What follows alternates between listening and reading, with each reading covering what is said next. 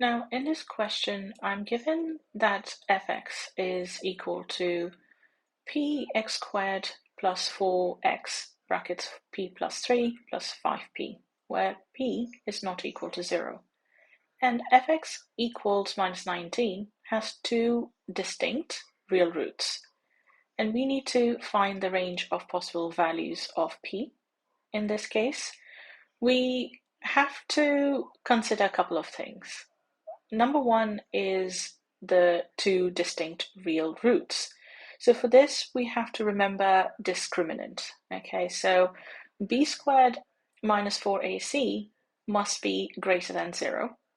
And because we are given fx is equal to minus 19, we are going to have to rearrange the actual fx equation slightly in order to accommodate that minus 19 onto the left-hand side. Okay, so we have all three terms of our quadratics on one side. So it will look something like this once I add 19 to the left-hand side.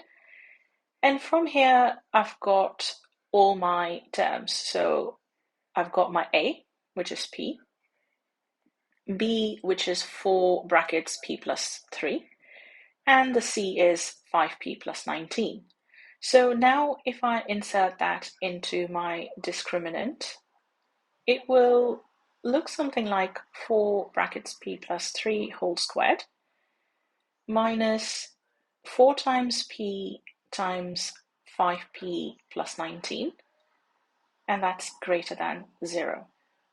So I'm going to expand and simplify slightly, which will look like 4p squared plus 24p plus 36 minus 5p squared minus 19p, and that's greater than 0. So that's just going to further simplify to minus p squared, well, actually plus 5p right there, plus 36 greater than 0. So I'm going to divide both the sides by minus, so the sign will flip and it will become less than. So after factorizing, I'll get p minus 9 and p plus 4 less than 0. So here I have to think carefully about the curve because this is an inequality. So it's a quadratic curve, and I'm just going to roughly sketch this out. So that'll be minus 4 and 9. And from here, I have to look at the curve where the section where it's less than 0. So that section is highlighted in red, and therefore the values to consider is from minus 4 to 9.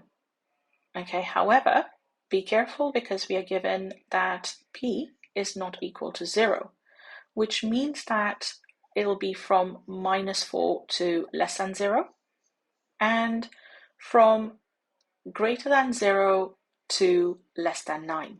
All right, so that's it.